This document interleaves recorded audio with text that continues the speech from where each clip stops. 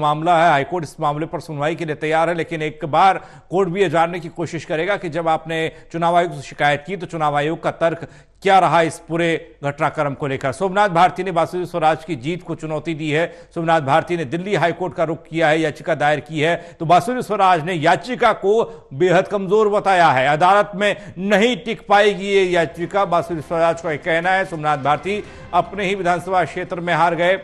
बासुदेव स्वराज ने तंज कसा है सोमनाथ भारती पर, आम आदमी पार्टी पर। उन्होंने कहा कि बेहद कमजोर ये याचिका है, यानी कि रिएक्शन भी आया है बासुदेव स्वराज की तरफ से। सोमनाथ भारती ने दिल्ली हाईकोर्ट का रुख किया तो बासुदेव स्वराज ने याचिका को बेहद कमजोर बताया। उन्होंने कहा कि अपने ही विधानसभा क्षेत्र में हार गए सोमनाथ भारती। आपको बता दें कि बासुदेव स्वराज की जीत को सोमनाथ भारती ने दिल्ली हाईकोर्ट में चुनौती दी है। रिया राय जुड़ रही हमारी संवाददाता हमारे साथ। रिया, चुनाव बीत गया, परिणाम आ गए, बासुदेव स्वराज जीत गई, लेकिन सोमनाथ भारती हाईकोर्ट पहुंच गए। अब याचिका दायर की है, बासुदेव स्वराज क्या कुछ कह रही हैं इस याचिका को लेकर?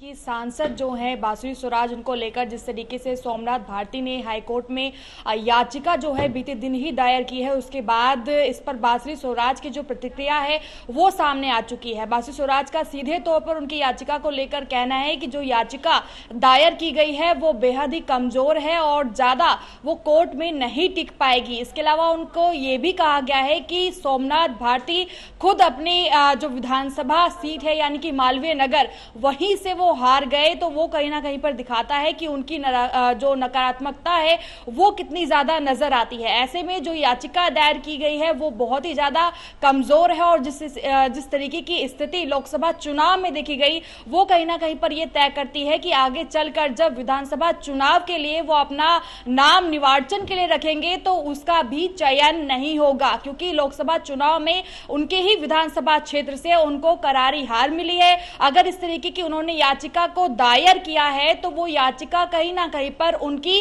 राजनीतिक प्रासंगिकता जो है उसको पुनर्जीवित करने के लिए लगाई गई है, क्योंकि सोमनाथ भारती को जो हार लोकसभा चुनाव में देखने को मिली उसके बाद से उनकी छवि कहीं ना कहीं पर कमजोर हो चुकी है। ऐसे में उनको चाहिए था कि वो कोई ना कोई सवाल इस पर खड़े करें और वही वो करते नजर आ रहे हैं, जिससे कि उनकी जो राजनीतिक छवि है उसकी प्रासंगिकता और बढ़ सके। तो इसमें आप कह सकते हैं कि सांसद बासुदेव स्वराज ने पूरी तरीके से इस याचिका को चुनौती दी है। हालांकि सोमनाथ भारती ने जो एलिगेशन नई दिल्ली सांसद बासुदेव स्वराज पर लगाए हैं, उनका ये कहना है कि चुनाव जो है वो बतौर ठीक रूप से नहीं हुए हैं, जहां पर राजकुमार आनंद का भी सहारा लिया गया जो कि याचिका में उनकी तरफ से रखा गया है। हालांकि पूरा मामला जो है वो कोर्ट में है और तारीख कहीं ना कहीं पर सुनिश्चित हुई है, जिसमें कहा जा रहा है कि 22 तारीख को इस पर सुनवाई होगी और जो कोर्ट है वो फैसला लेगा। लेकिन कहीं ना कहीं पर जिस तरीके से सोमनाथ भारती का ये दावा है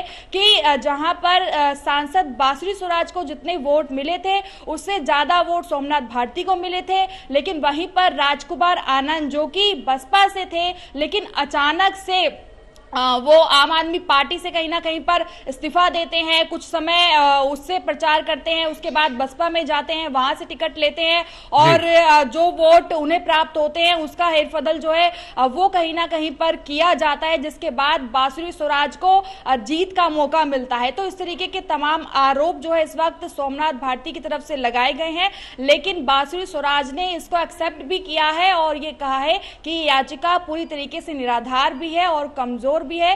राजनीतिक परपंच और अपनी छवि को पुनर्जीवित करने के लिए इस तरीके की याचिका को दायर किया गया है, जिसका जल्द ही जवाब उन्हें मिल भी जाएगा। पंकज, चलिए, बहुत शुक्रिया रिया आपका तमाम जानकारी।